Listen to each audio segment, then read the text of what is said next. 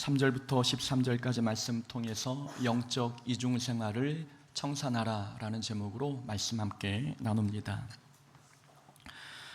목회 데이터 연구소라는 기관이 있습니다. 이 목회 데이터 연구소라는 이 기관에서는 매년 한국교회 안에서 주목받는 이슈를 선정해 연구하고 그 결과를 책으로 발간합니다. 올해도 어김없이 한국교회 트렌드 2026이라는 제목의 보고서를 출간했습니다. 이 책에는 2026년도에 한국교회가 주목해야 할 10가지 주요 키워드가 수록되어 있습니다. 그 중에 눈길을 끄는 주제가 하나 있었습니다. 바로 무속에 빠진 그리스도인이라는 주제였습니다. 이 주제를 다룬 연구에는 흥미로운 설문조사가 포함되어 있습니다. 주변 사람들이 무속을 이용하는 것을 보거나 들은 경험이 있는가라는 질문에 91.6%가 그렇다고 대답했습니다. 또한 본인이 최근 3년 사이에 직접 무속을 이용한 경험이 있는가라는 질문에는 48.3%가 그렇다고 대답했습니다. 국민의 절반 가까이가 무속을 이용한 경험이 있다는 대답이었습니다. 무속 이용률은 해마다 증가하고 있습니다. 이는 무속 신앙이 점점 더 많은 사람들에게 인기를 얻고 있다는 뜻입니다. 무속 신앙이 얼마나 인기가 있는지 전국 무속인 협회에 등록된 무속인만 약 80만 명입니다. 비등록자를 포함하면 100만 명이 넘는 것으로 추정하고 있습니다. 이 80만 명이라는 수치는 2000년대 초반과 비교해 4배가 증가한 수치이며 현재 한국교회 목회자 숫자가 약 10만 명에 비하면 무속인이 무려 8배가 많은 그런 수치였습니다. 기독교인 중에도 약 20%가 무속을 이용한 경험이 있다고 대답했습니다. 하지만 2030 세대에서는 30%가 넘는 성도들이 무속을 접한 경험이 있다고 대답했습니다. 무속인으로 살다가 회심한 한 교회 집사는 이렇게 고백했습니다. 과거 무속인 시절 찾아온 손님의 40%는 기독교인이었습니다. 손님 중에는 청년과 일반 성도뿐 아니라 사모와 항존직까지 다양한 직분이 포함되어 있었습니다. 라고 고백했습니다. 더 심각한 문제는 2030 세대의 절반 이상이 무속을 전통 문화로 인식하고 있다는 점입니다. 요즘은 점집을 가지 않아도 SNS나 유튜브를 통해 사주나 타로점을 볼 수 있습니다. 그러다 보니 사람들이 무속을 종교가 아니라 하나의 문화 콘텐츠로 느끼고 있는 것입니다. 많은 젊은 세대가 이렇게 이야기합니다. 무속을 접해도 신앙적으로 특별한 문제가 되지 않는다. 상황에 따라 무속을 이용할 수 있다라는 대답들을 하고 있는 것이지요. 종교는 기독교이지만 필요할 때는 무속을 이용해도 괜찮다는 이 생각이 지금 한국교회가 마주하고 있는 불편한 현실입니다. 분명히 말씀드리지만 무속은 문화나 놀이가 아닙니다. 무속은 우리 마음에서 하나님의 자리를 빼앗는 우상 숭배이며 하나님 대신 다른 것을 의지하게 하는 사탄의 전략입니다. 하나님께서는 나 외에 다른 신들을 두지 말라라고 분명히 10계명에 명시하셨습니다. 그것도 첫 번째 계명에 명시하셔서 하나님은 자신 외에 다른 신을 섬기는 것을 가장 싫어하신다는 사실을 보여주셨습니다. 두 번째 계명에서도 우상을 만들지도 섬기지도 말라고 하셨습니다. 그만큼 우상 숭배는 하나님을 멸시한 행위임을 보여주고 있는 것입니다. 무속은 전통이 아닙니다. 놀이문화도 아니고 문화 컨텐츠는 더더욱 아닙니다. 무속은 아무리 친숙하게 느껴진다 해도 무속은 기독교 신앙과 결코 병행할 수 없습니다. 너희가 나 외에 다른 신을 섬기면 반드시 멸망하리라 라고 신명기에 말씀하셨듯이 무속은 하나님의 진노와 심판을 불러오는 심각한 영적 타락이고 영적 불륜입니다. 무서운 점은 사탄은 노골적으로 우리를 향해 하나님을 버리라고 말하지 않는다는 사실입니다. 사탄은 하나님은 믿고 그 지역, 그 시대의 유행도 함께 따르도록 부추깁니다. 무속신앙이 시대의 유행처럼 번지고 있기에 사탄은 그 시대의 유행도 함께 따르도록 부추겨서 기독교 신앙 속에 세상의 가치와 우상이 스며들도록 유혹합니다. 기독교 신앙을 혼합주의 신앙으로 전락시키려는 전략입니다. 하나님도 믿고 다른 신도 믿는 이 혼합신앙은 성경시대 때만 존재했던 신앙 형태가 아닙니다. 이 혼합신앙은 우리가 사는 이 시대에도 여전히 존재합니다. 교회를 다니면서 필요에 따라 무속을 의지하는 것, 하나님을 믿으면서 세상 가치를 따르는 것, 이것이 오늘날 우리가 겪고 있는 혼합주의 신앙입니다. 혼합신앙은 영적 간음이고 믿음의 이중생활입니다. 본문 속 이스라엘 백성들이 바로 영적 이중생활을 하고 있었습니다. 하나님을 섬기면서 실생활에서는 바알과 아스다롯을 섬기고 있었습니다. 3절에서 사무엘 선지자가 말하기를 너희가 전심으로 여호와께 돌아오려거든 이방 신들과 아스다롯을 너희 중에서 제거하고 너희 마음을 여호와께로 향하여 그만을 섬기라 라고 말씀했습니다. 지난 주일과 수요일에 살펴보았듯이 이스라엘은 전쟁에서 패해 하나님의 언약궤를 블레셋에게 빼앗겼습니다. 언약궤가 블레셋 땅에 들어간 뒤로 블레셋 땅에 재앙이 내렸지요. 블레셋 사람들은 그 재앙이 우연히 발생했는지 아니면 하나님께서 행하신 결과인지 테스트하기로 했습니다. 그래서 언약궤를 수레에 싣고 그 수레를 갓 새끼를 낳은 암소 2마리에게 끌도록 했습니다. 두 암소가 자기 새끼에게 돌아가지 않고 이스라엘 땅으로 수레를 옮겨가면 자신들에게 내려진 재앙이 하나님께서 행하신 심판이라고 믿기로 했던 것입니다. 암소가 끄는 수레는 곧장 이스라엘 땅 벳세메스로 향했습니다. 그리고 6장 19절에 보면 벳세메스 사람들이 언약궤를 들여다보는 바람에 하나님께서 그들을 치셨고 그 결과 5만 70명이 죽었습니다. 6장 19절에 보면은 5만이라는 글자에 괄호를 쳐놓았습니다. 이유는 어떤 성경 사본에는 5만이라는 단어가 들어있고 어떤 사본에는 빠져있기 때문입니다. 사본마다 차이가 있기 때문에 5만이라는 단어를 괄호에 넣어서 해석의 유연성을 갖도록 만들었습니다. 중요한 것은 숫자가 아니라 이스라엘 백성이 언약궤를 들여다봄으로 인해 하나님께 징계를 받았다는 사실입니다. 언약궤가 돌아와서 기뻤는데 그 기쁨도 잠시 언약궤로 인해 고통을 당했습니다. 그래서 벳세메스 사람들이 기럇 여아림에 사람을 보내 그곳으로 언약궤를 옮겨가도록 했습니다.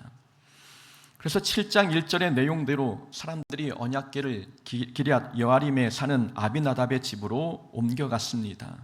언약궤가 아비나답의 집으로 옮겨간 지 20년이 지난 후에 사무엘이 등장한 것입니다. 사무엘이 등장해서 제일 처음 했던 사역은 우상을 버리고 하나님만 섬기도록 하는 회개운동이었습니다. 너희가 전심으로 여호와께 돌아오려거든 이방 신들과 아스다롯을 너희 중에서 제거하고 여호와만을 섬기라. 사무엘은 바알과 아스다롯을 버리고 하나님만 섬길 것을 당부했습니다.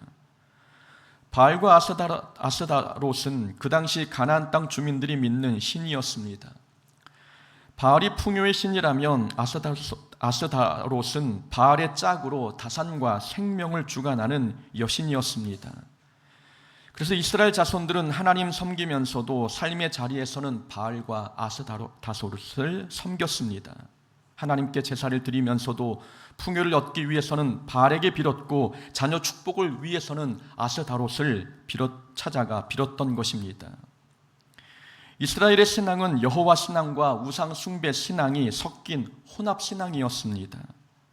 하지만 이스라엘 자손은 자신들의 신앙생활이 영적 간음이라고는 생각하지 않았습니다. 이유는 자신들은 하나님을 버린 적이 없다고 생각했기 때문입니다.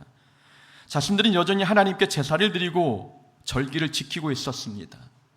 바알을 섬기는 것은 단지 그 시대의 유행을 따르며 그 사회에 잘 적응하며 살고 있는 것이었지 그것이 우상 숭배이고 믿음의 이중생활이라고는 생각하지 못했던 것입니다. 그러나 하나님께서 보실 때에 이스라엘은 하나님을 멸시하는 우상 숭배죄를 범하고 있었습니다. 그래서 사무엘은 우상을 버리고 하나님만 섬길 것을 당부했습니다. 영적 이중생활을 청산하고 오직 하나님만 섬기라고 가르치는 것입니다. 우리 삶에도 보이지 않는 바알과 아스다롯이 존재합니다. 지금은 이 우상이 나무나 돌로 만든 형상이 아니라 가치관으로 다가옵니다. 바알과 아스타롯은 어떤 사상이나 철학으로, 감정과 심리로 또는 문화와 전통으로 변장하고 우리에게 다가옵니다. 눈에 보이는 어떤 형상이라면 쉽게 끊어버릴 수 있겠지만 추상적인 모습으로 다가와 우리의 생각과 마음에 자리 잡으니 분별하기도 끊어내기도 어렵습니다. 입술로는 하나님을 찬양하면서 돈 많은 사람을 부러워하고 있다면 물질을 찬양하는 바알 신앙, 곧 혼합주의 신앙에 물든 것은 아닐까요? 말로는 하나님께 영광을 돌린다고 하면서 사람의 인정을 더 갈망하고 있다면 하나님보다 자신을 주인공으로 삼으려는 혼합주의 신앙이 아닌가요? 예배가 가장 중요하다고 고백하면서 이익 앞에서는 예배를 가볍게 여긴다면 기독교 신앙과 세상 가치가 섞인 혼합주의 신앙이 아니겠습니까?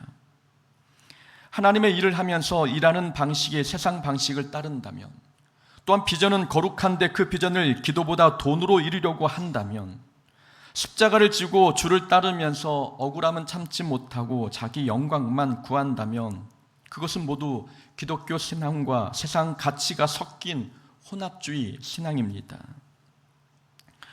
서론에서 소개했던 한국교회 트렌드 2026에는 기독교 신앙에 스며든 무속신앙의 실태를 보여주는 조사 결과가 있습니다. 500명을 대상으로 한 설문조사인데 무속적인 요소가 스며든 신앙 형태를 높은 순위부터 열거하면 이렇습니다. 헌금하면 복받는다는 식의 설교, 이것이 기독교 신앙에 스며든 무속 요소 중 최고 순위를 기록했습니다. 담임 목사 개인에게 과도하게 의존하거나 신격화하는 분위기가 두 번째 높은 순위를 얻었습니다. 그 다음 순위는 믿음이 약해서 병이 낫지 않는다는 생각, 그리고 예언, 병고침, 귀신 쫓는 현상에 맹신하는 것, 축복 기도를 주문처럼 반복하는 모습, 또 산이나 기도원 같은 특정 장소에 기도에 효험이 있다고 여기는 태도, 기도나 예배는 특정 시간대에만 해야 한다고 강조하는 모습, 이런 모습이 기독교 신앙에 스며든 무속적 요소라고 지적했습니다. 겉만 보면 기독교 신앙처럼 보이지만 속을 들여다보면 세상 가치와 미신적인 사고가 섞여 있는 혼합주의 신앙입니다. 이런 혼합주의 신앙이 오늘날 우리가 버려야 할 바알이고 아스다롯입니다. 하나님을 진정으로 신뢰한다면 앞뒤가 막혀도 오직 기도로 문제를 돌파해야 합니다. 하나님의 능력을 믿는다면 세상 기준보다 말씀을 따라 살아야 합니다. 이것이 하나님만 섬기는 정직한 신앙입니다. 하나님이 나의 공급자이심을 믿는다면 돈 때문에 세상과 타협하지 말아야 하고, 하나님이 나의 보호자이심을 믿는다면 미래가 불확실해도 무당을 찾지 말아야 합니다. 이런 모습이 보이지 않는 바알을 버리고 하나님만 섬기는 신앙입니다. 하나님과 세상을 동시에 섬기는 영적 이중생활을 청산할 때 3절 말씀대로 하나님은 우리 삶의 보호자가 되어주시고 우리를 바른 길로, 축복의 길로 인도해 주실 것입니다. 3절을 다시 보면 사무엘 선지자는 이방신을 버리고 하나님만 섬기라고 가르쳤습니다. 그렇게 하면 너희를 블레셋 사람의 손에서 건져내시리라 라고 말씀했습니다. 이 말씀을 보니 이스라엘은 사무엘이 등장하기 전 20년 동안 블레셋의 침공으로 고통을 당하고 있었습니다. 사무엘은 이스라엘의 고통을 해결하기 위해 한 가지 방법을 알려줬습니다. 방법은 우상을 버리고 하나님만 섬기는 것이었습니다. 하나님만 섬기는 것, 이것이 사무엘이 제시한 문제 해결 방법이었습니다. 우리는 여기서 하나님과의 관계 회복이 문제 해결의 비결임을 깨닫게 됩니다. 하나님과의 관계 회복이 곧 문제 해결의 비결입니다. 이스라엘이 블레셋과의 전쟁에서 패배한 이유는 하나님과의 관계가 깨졌기 때문이었습니다. 하지만 사무엘의 가르침대로 이스라엘이 우상을 버리고 하나님만 섬겼더니 오늘 10절에서 하나님께서 블레셋을 물리치셨고 이스라엘 안에 평화가 깃들도록 허락해 주셨습니다. 하나님과의 관계가 회복이 되니 오랫동안 이스라엘 괴롭혔던 블레셋 문제가 해결되었습니다. 하나님과의 관계 회복이 문제 해결의 비결이었던 것입니다.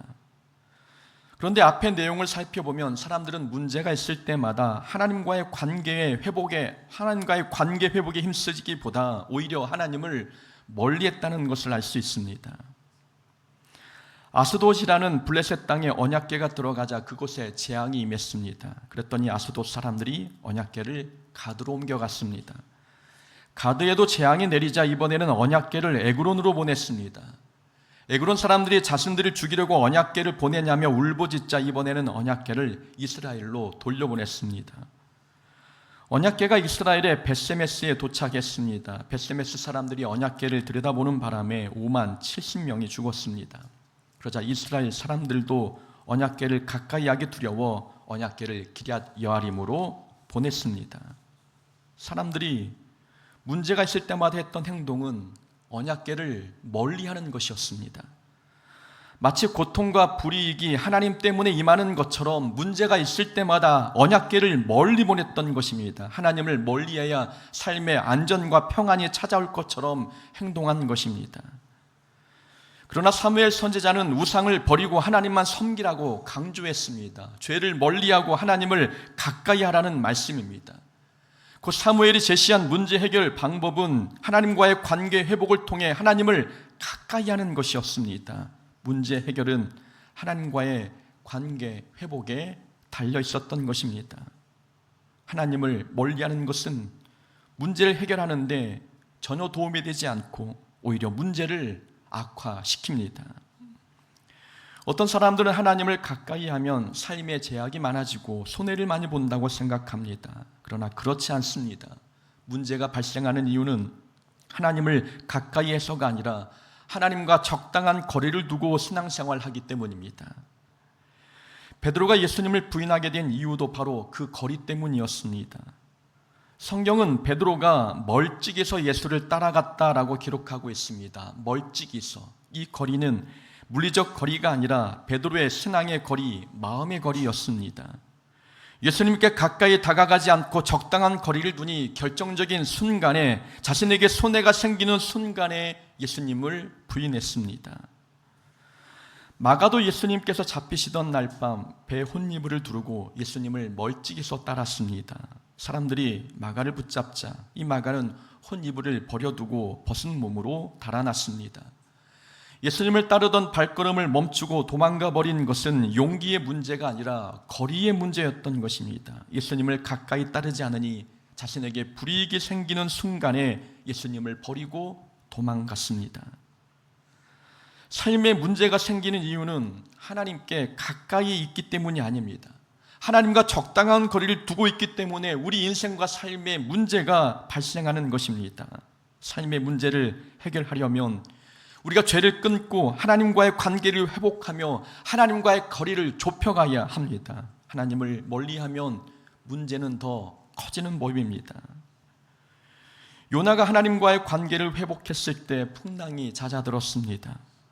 욥이 하나님 앞에 회개했을 때 고통이 끝나고 갑절의 복이 임했으며 야곱이 하나님께 매달려 기도했더니 형 에서와의 문제가 해결되었습니다. 하나님과 멀어졌을 때에는 인생의 풍랑과 고난이 찾아왔는데 회개하고 하나님과의 관계를 회복하니 모든 문제가 해결되었습니다. 그러니 우리가 문제 해결을 원한다면, 인생의 문제를 풀고 싶다면 하나님과의 관계를 회복하고 하나님을 가까이 해야 합니다. 하나님을 우리 마음 깊숙한 곳에 모시고 삶의 중심에 하나님의 계시도록 허락할 때에 하나님께서 막혔던 우리 삶의 문제를 해결해 주십니다. 하나님과의 관계 회복이 문제 해결의 비결입니다. 5절에 보면 사무엘이 이스라엘을 회복시키기 위해 이스라엘 백성을 미스바로 모이게 한 장면이 나옵니다. 6절에는 이스라엘 백성이 미스바에 모여 물을 길어 여호와 앞에 부었다는 내용이 나오지요. 이 물을 붓는 행위는 자신의 생명과 죄를 하나님 앞에 쏟아붓는 회개를 상징합니다. 지금 이스라엘에는 사무엘의 주도로 회개운동이 일어나고 있습니다. 그런데 이스라엘이 회개하고 있을 때에 7절에서 블레셋이 또다시 이스라엘을 치러 올라왔습니다. 회개 운동이 일어날 때 블레셋이 공격했다는 것, 이상하지 않습니까? 회개하고 하나님과의 관계를 회복하면 문제가 완전히 사라져야 하는데 아니었습니다. 회개하고 하나님께 돌아와도 문제는 여전히 존재했습니다. 그러나 10절을 보면 하나님께서 놀라운 방법으로 이스라엘을 구원하신 내용이 나옵니다. 하나님께서 큰 우레를 발하여 블레셋 사람들을 어지럽게 하셨습니다. 블레셋은 도망갔고 블레셋 사람들이 다시는 이스라엘 지역 안에 들어오지 못하도록 하나님께서 막아주셨습니다. 전쟁의 결말이 하나님의 은혜로 마무리되고 있는 장면입니다. 하나님과의 관계를 회복하니 블레셋과의 전쟁은 고난이 아니라 하나님의 은혜를 체험하는 시간이었습니다. 같은 고난도 하나님과의 친밀도에 따라 결과가 달라진다는 것을 우리에게 가르쳐 줍니다. 회개했는데 블레셋이 공격했다는 것, 이것은 불평거리가 아니었습니다. 블레셋의 공격은 하나님의 능력과 은혜를 경험하는 좋은 기회였습니다. 하나님과의 관계 회복 후에 겪는 고난은 고통이 아니라 하나님의 은혜를 체험하는 기회였던 것입니다. 이스라엘은 오늘 7장에서만 블레셋과 싸운 게 아니었습니다. 4장에서도 블레셋과 두 번에 걸쳐 전쟁을 치렀습니다. 1차 전쟁에서는 이스라엘 백성 4,000명이 죽었고 2차에서는 3만 명이 죽었으며 언약궤도 빼앗겼습니다. 그러나 적군도 같고 이스라엘의 군사력도 다르지 않은데 7장에 와서는 이스라엘이 대승을 거두었습니다. 그것도 같은 장소에서 말입니다. 4장에서는 에베네셀에서 패했지만 7장에서는 에베네셀에서 승리했습니다. 조건과 환경이 모두 같았는데 딱 하나 다른 것이 있다면 하나님과의 친밀도였습니다. 4장에서는 하나님과의 관계가 단절된 상태였고 7장에서는 하나님과의 관계가 회복된 상태였습니다. 모든 조건이 같았지만 하나님과의 친밀도의 차이로 인해 4장과 7장의 결과가 달라진 것입니다. 같은 문제도 어떨 때는 고통의 상처로 남지만 어떨 때는 은혜의 흔적으로 남습니다. 같은 문제가 다른 결과를 만들어내는 것은 하나님과의 친밀도 때문입니다. 하나님과의 관계가 단절된 상태에서 만나는 고난은 고통이 되지만 관계 회복 후에 겪는 고난은 하나님의 은혜를 체험하는 기회가 됩니다. 이처럼 같은 전쟁, 같은 문제라도 하나님과의 관계 깊이에 따라 결과는 완전히 달라집니다. 출애굽기 17장을 보면 이스라엘이 광야에서 아말렉과 싸우는 내용이 나옵니다. 모세가 하나님께 손을 들고 기도하면 이스라엘이 이기고 손이 내려오면 아말렉이 이겼습니다. 이것은 무기의 문제, 칼의 문제가 아니라 하나님과의 관계 문제입니다. 똑같은 상대와 싸우지만 하나님과 어떤 관계를 맺느냐에 따라 결과가 완전히 달라졌습니다. 요한복음 21장에서도 같은 주제의 사건이 나옵니다. 예수님께서 십자가에 달리시고 난 뒤 베드로는 다시 어부의 삶으로 돌아갔습니다. 어부로 돌아간 베드로가 갈릴리 바다에서 고기를 낚았지만 한 마리도 잡지 못했습니다. 그때 부활하신 예수님께서 오셔서 배 오른편에 그물을 던지라 명령하셨습니다. 말씀대로 하니 153마리의 물고기를 낚았습니다. 예수님을 3번이나 부인한 뒤에 던진 그물은 텅텅 비어 올라왔는데 부활하신 예수님을 만난 뒤에 던진 그물은 가득 찼습니다. 하나님과의 관계가 단절되면 아무리 수고하고 노력해도 좋은 결과를 얻지 못합니다. 하지만 하나님과의 관계가 회복이 되면 고난도 기쁨이 되고 환난도 즐거움이 됩니다. 고난이라고 해서 무조건 우리에게 고통을 주는 것도 아니고 좋은 일이라고 해서 우리에게 꼭 좋은 결과를 안겨주는 것은 아닙니다. 모든 결과는 하나님과의 관계에 달려 있습니다. 하나님과 어떤 관계를 맺느냐에 따라 고난이 유익이 되기도 하고 풍요가 우리에게 독이 되기도 합니다. 하나님의 일도 하나님과의 관계가 멀어지면 그 일이 고역이 되지만 하나님과 가까워지면 아무리 힘든 하나님의 일도 우리에게 행복이 됩니다. 상황이 문제가 아니고 일의 종류도 문제가 아닙니다. 문제는 우리가 얼마나 하나님과의 관계를 회복하고 친밀해 있느냐, 이것이 신앙생활에서 중요한 문제입니다. 우리가 삶에서 불평이 생긴다면 환경을 바꾸려 하지 말고 하나님과 더 친밀해져야 합니다. 하나님과 친밀도에 문제가 생겨서 현재의 상황이 다르게 느껴진 것일 수 있으니 지금 하는 사역에 기쁨이 사라지고 있다면 사역을 포기할 게 아니라 하나님과 더 가까워져야 합니다. 하나님을 더 사랑하고 하나님과 더 가까워지면 불평만 가득한 줄 알았던 우리 삶이 감사 충만한 삶이라는 것을 깨닫게 됩니다. 하나님과의 관계가 친밀하면 고난도 하나님의 은혜를 경험하는 좋은 기회가 됩니다. 이스라엘 백성이 미스바에 모여 회개 운동을 하고 있을 때 블레셋이 침공했습니다. 이런 급박한 상황에서 사무엘이 한 행동은 젖 먹는 어린 양 하나를 가져다가 하나님께 번제를 드리는 것이었습니다. 9절 말씀입니다. 사무엘이 젖 먹는 어린 양 하나를 가져다가 온전한 번제를 여호와께 드리고, 블레셋이 공격해 오는 절체절명의 순간에 사무엘은 번제를 드렸습니다. 전쟁이 벌어지는 상황에서 싸울 준비를 하지 않고 번제를 드렸다는 것은 성도에게는 예배가 무기라는 것을 가르쳐주는 것입니다. 성도에게는 예배가 무기이고 믿음이 무기입니다. 10절에서 사무엘이 번제를 드릴 때 블레셋 사람이 이스라엘과 싸우려고 가까이 오매 여호와께서 큰 우레를 발하셨다고 말씀합니다. 번제를 드리니 하나님께서 우레를 통해 블레셋을 물리쳐 주셨습니다. 사무엘은 전쟁을 앞두고 아무것도 하지 않은 게 아니었습니다. 위기 상황일수록 더욱 하나님을 예배한 겁니다. 성도에게는 예배가 무기였기 때문에 아무리 다급하고 위급한 상황에서도 다른 것을 제쳐두고 하나님께 먼저 예배한 것입니다. 믿음의 성도에게는 예배가 무기이고 믿음도 무기입니다. 세상은 눈에 보이는 조건과 스펙이 무기입니다. 세상은 돈으로 싸우고 인맥과 권력과 능력으로 싸우려고 합니다. 그래서 골리앗이 큰 체격과 무기만 믿고 자기의 스펙을 믿고 이스라엘을 조롱했던 것이 아닙니까? 사울 왕도 무기와 덩치에 밀린다고 생각해서 감히 골리앗을 상대하려고 하지 못했습니다. 그러나 다윗은 하나님을 의지하는 믿음으로 골리앗과 싸워 이겼습니다. 다윗의 승리는 하나님의 백성들은 싸우는 무기가 다르다는 것을 보여준 승리입니다. 세상의 조건과 스펙을 무기로 인생 전쟁을 치를 때 우리 믿는 성도는 예배를 무기 삼아 살아야 한다는 것을 가르쳐 준 것입니다. 사무엘상 1장에서도 한나가 하나님께 기도하고 난 후 얼굴에 근심빛이 사라진 내용이 있습니다. 분인나의 괴롭힘, 자녀를 낳지 못하는 아픔, 그리고 엘리 제사장이 술에 취했다고 오해한 상처, 한나의 모든 상황은 가시가 되어 한나의 마음을 후벼 파고 있었습니다.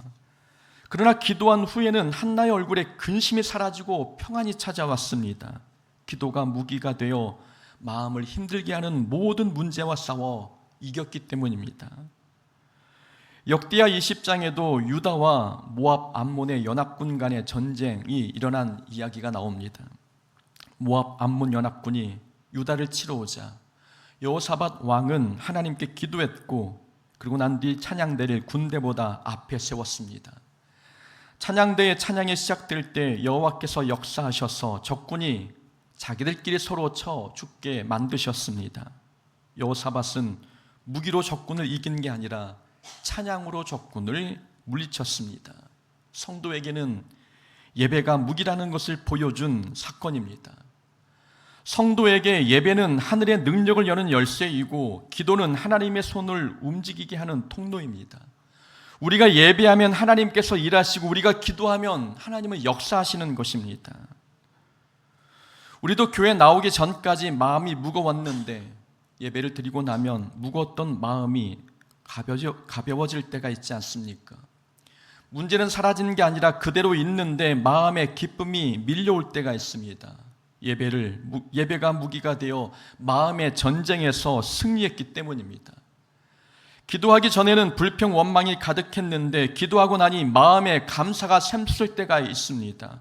기도가 무기가 되어 마음의 문제를 이겼기 때문입니다. 성도에게는 예배와 기도가 무기인 것입니다. 그러니 삶의 문제로 마음이 무거우면 다른 데 가지 말고 예배 자리에 나와 하나님을 찾아야 합니다. 예배만이 우리가 살 길이고 우리가 승리하는 비결이며 평안을 얻는 방법입니다. 어떤 상황에서도 우리는 오직 하나님만 섬기고 하나님만 예배하기를 소망합니다. 세상과 하나님을 동시에 섬기는 그런 영적 이중 생활을 청산하고 하나님만 의지하고 하나님만 예배하기를 바랍니다. 그럴 때 하나님께서는 이스라엘이 빼앗겼던 성읍을 찾아주셨던 것처럼 우리의 잃어버린 모든 삶을 회복시켜 주실 것이고 우리 삶의 평화를 허락해 주실 것입니다. 사무엘이 전쟁에서 승리하고 미스바와 센 사이에 돌을 세워 그곳 이름을 에베네셀이라 지었습니다. 에베네셀, 하나님께서 여기까지 우리를 도우셨다라는 뜻입니다. 하나님께서도 우리 입에서 이런 고백이 나오게 하실 것입니다. 하나님께서 여기까지 우리를 도우셨다. 우리가 하나님만 예배하고 하나님만 섬길 때에 하나님은 우리 삶의 모든 문제를 해결하셔서 우리 입에서 에베네셀, 하나님께서 여기까지 나를 도우셨다라는 고백이 나오게 하십니다. 우리의 삶에 이런 고백이 나올 수 있도록 하나님만 섬기고 영적 이중 생활을 청산하여 하나님만 예배하는 우리의 삶이 되기를 주의 이름으로 축원합니다. 아멘.